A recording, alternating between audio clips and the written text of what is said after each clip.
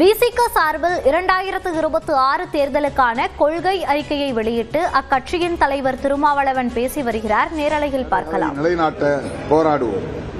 அதேபோல கல்வி தனியார் மயமானதன் மூலம் இன்றைக்கு விலை கொடுத்துதான் கல்வியை பெறும் நிலை இருக்கிறது. அதுவும் ஏழை எளிய மக்கள் அந்த கல்வியை பெற முடியாத தூரத்திற்கு, எட்ட முடியாத தூரத்திற்கு போய்விட்டது. எனவே கட்டணம் இல்லாத அல்லது விலை இல்லாத கல்வியை பெறுவதற்கு எமது இயக்கம் போராடும். மருத்துவம் மிக கல்வியை எப்படி நாம் மிக இன்றியமையாத ஒன்றாக பார்க்கிறோமோ அதைப் போல மருத்துவமும் மிக இன்றியமையாத ஒரு தேவை. அது மக்களுக்கான, இந்திய குடிமக்களுக்கான அடிப்படை உரிமையாக ஆக்குவதற்கு விடுதலை சிறுத்தைகள் கட்சி போராடும், குரல் கொடுக்கும். இடஒதுக்கீடு என்பது மக்கள் தொகை அடிப்படையில் உயர்த்தப்படவில்லை.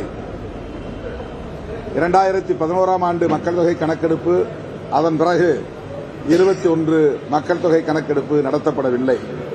கொரோனாவை காரணம் காட்டி தள்ளி வைத்தார்கள். இப்போது 2031 தான் இனி மக்கள் தொகை கணக்கெடுப்பு வரும். இந்த மக்கள் தொகை கணக்கெடுப்பை நடத்தி முடித்த பிறகுதான் பெண்களுக்கான இடஒதுக்கீடு தொடர்பான சட்டம் கொண்டு வருவோம் என்று சொன்னார்கள் கடந்த நாடாளுமன்ற கூட்டத்தொடரில். ஆனால் அதற்கு மாறாக இப்போது மக்கள் தொகை கணக்கெடுப்பு நடத்தாமலேயே பெண்களுக்கான இடஒதுக்கீட்டை கொண்டு வருவதன் நோக்கம் என்ன என்பது விளங்கவில்லை. தமிழ்நாடு, கேரளம், மேற்கு வங்கம் ஆகிய மாநிலங்களில் நடைபெறவுள்ள தேர்தல்களில் பெண்களின் வாக்குகளை கவருவதற்காக இந்த நாடகம் ஆடுகிறார்களோ என்ற ஐயம் எழுகிறது.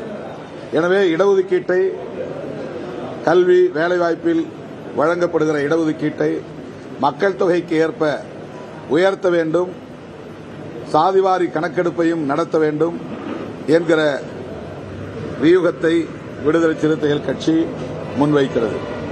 மகளிருக்கு 33% இடஒதுக்கீடு என்ற ஒரு கருத்து நீண்ட காலமாக பேசப்பட்டு வருகிறது. மக்கள் தொகையில் பாதி அளவில் இருக்கிற மகளிருக்கு 1/3 பங்கு இடஒதுக்கீடு தருவோம் என்பதும் மகளிருக்கு எதிரான ஒரு நிலைப்பாடாக விடுதலை சிறுத்தைகள் கட்சி கருதுகிறது.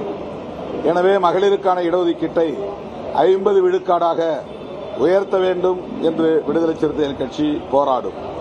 தனியார் மயம் என்பது தீவிரமாக நடைபெற்று வருகிறது, வெகு வேகமாக நடைபெற்று வருகிறது. அரசு, மாநில, மத்திய அரசுகள், அரசு துறைகள் மற்றும் பொதுத்துறைகள் ஆகியவற்றில் மட்டுமே இடஒதுக்கீடு நடைமுறையில் இருக்கிறது.